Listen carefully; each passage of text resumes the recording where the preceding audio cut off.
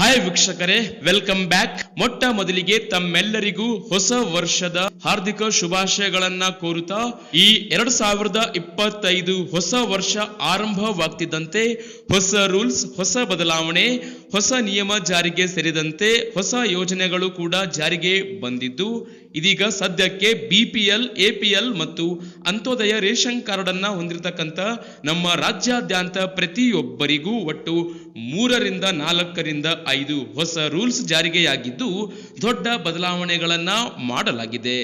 So ವೀಕ್ಷಕರೇ, ನಿಮ್ಮ ಬಳಿಯೂ ಕೂಡ ಏನಾದರೂ BPL, APL ಅಥವಾ ಅಂತ್ಯೋದಯ ರೇಷನ್ ಕಾರ್ಡ್ ಅನ್ನ ನೀವು ಹೊಂದಿರುವ ಕುಟುಂಬದವರಾಗಿದ್ದರೆ ಕೂಡಲೇ ಈ ವಿಡಿಯೋಗೆ ಒಂದು ಲೈಕ್ ಮಾಡುವ ಮೂಲಕ ವಿಡಿಯೋವನ್ನ ಕೊನೆಯವರೆಗೂ ನೋಡೋದನ್ನ ಮರೆಯಬೇಡಿ.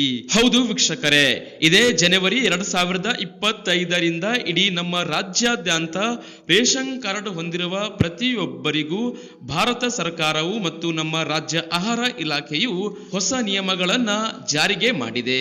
ಈ ಹೊಸ ನಿಯಮಗಳ ಮುಖ್ಯ ಉದ್ದೇಶವೇನೆಂದರೆ ಪಡಿತರ ವಿತರಣಾ ವ್ಯವಸ್ಥೆಯನ್ನ ಹೆಚ್ಚು ಪಾರದರ್ಶಕ ಮತ್ತು ದಕ್ಷ ಮತ್ತು ಗುರಿಯನ್ನಾಗಿ ಮಾಡುವುದಾಗಿದೆ. ಎಸ್ ವೀಕ್ಷಕರೇ, ಸೊ ಏನೆಲ್ಲ ಬದಲಾವಣೆಗಳು ಆಗ್ತಿವೆ ಎಂದು ನೋಡೋಕ್ಕೂ ಮುನ್ನ ಚಾನಲ್ ಅನ್ನ ನೀವು ಸಬ್ಸ್ಕ್ರೈಬ್ ಮಾಡುವುದನ್ನ ಮರೆಯಬೇಡಿ. ಸೊ ವೀಕ್ಷಕರೇ, ಮೊದಲನೆಯದಾಗಿ ಕಡ್ಡಾಯವಾಗಿ KYC ಮಾಡುವುದು. ಹೌದು ವೀಕ್ಷಕರೇ, KYC ಮಾಡಿಸುವುದು ಕಡ್ಡಾಯವಾಗಿದ್ದು ಕುಟುಂಬದ ಎಲ್ಲಾ ಸದಸ್ಯರು ನಿಮ್ಮ ಆಧಾರ್ ಕಾರ್ಡ್ ಅನ್ನ ತಮ್ಮ ರೇಷನ್ ಕಾರ್ಡ್ಗೆ ಲಿಂಕ್ ಮಾಡಿಸುವ ಮೂಲಕ KYC ದೃಢೀಕರಿಸಿಕೊಳ್ಳುವುದು ಅಗತ್ಯವಾಗಿದೆ. ಸೊ ಒಂದು ವೇಳೆ ನೀವು ಏನಾದರೂ KYC ಯನ್ನ ದೃಢೀಕರಿಸದಿದ್ದರೆ ನಿಮ್ಮ ರೇಷನ್ ಕಾರ್ಡ್ಗೆ ಆ ಸದಸ್ಯರ ಹೆಸರನ್ನ ಡಿಲೀಟ್ ಮಾಡಲಾಗುತ್ತೆ. ಇನ್ನು ವೀಕ್ಷಕರೇ, ಆದಾಯ ಮಿತಿಯು ಕೂಡ ಬದಲಾವಣೆಯಾಗಿದೆ.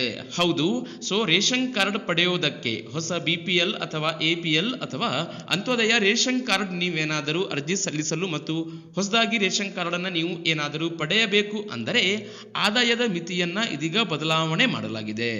ನಗರ ಪ್ರದೇಶಗಳಲ್ಲಿ ವಾರ್ಷಿಕ ಆದಾಯದ ಮಿತಿಯು 3 ಲಕ್ಷ ರೂಪಾಯಿ ಮತ್ತು ಗ್ರಾಮೀಣ ಪ್ರದೇಶದಲ್ಲಿ ವಾರ್ಷಿಕ ಆದಾಯದ ಮಿತಿಯು 2 ಲಕ್ಷ ರೂಪಾಯಿಯನ್ನ ಇದೀಗ ನಿಗದಿಪಡಿಸಲಾಗಿದೆ. ಇನ್ನು ವೀಕ್ಷಕರೇ, ಆಸ್ತಿ ಮಿತಿಯಲ್ಲಿಯೂ ಕೂಡ ಬದಲಾವಣೆ ಮಾಡಲಾಗಿದ್ದು ನಗರ ಪ್ರದೇಶಗಳಲ್ಲಿ 100 ಚದರ ಮೀಟರ್ಗಿಂತ ಹೆಚ್ಚಿನ ಫ್ಲಾಟ್ಗಳು ಅಥವಾ ಮನೆಗಳನ್ನು ನೀವು ಏನಾದರೂ ಹೊಂದಿದರೆ ನೀವು ಹೊಸ BPL ರೇಷನ್ ಕಾರ್ಡ್ ಪಡೆದುಕೊಳ್ಳಲು ಅನರ್ಹರಾಗಿರುತ್ತೀರಿ.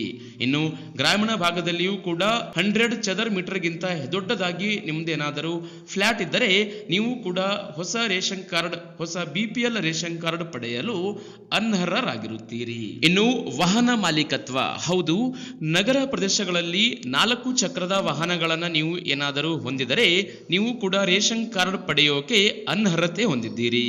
ಗ್ರಾಮೀಣ ಪ್ರದೇಶಗಳಲ್ಲಿ 4 ಚಕ್ರದ ವಾಹನಗಳನ್ನ ನೀವು ಏನಾದರೂ ಹೊಂದಿದರೆ ನೀವು ಕೂಡ BPL ಅಂತ್ಯೋದಯ ರೇಷನ್ ಕಾರ್ಡ್ ಪಡೆಯೋಕೆ ಅನರ್ಹರಾಗಿರುತ್ತೀರಿ.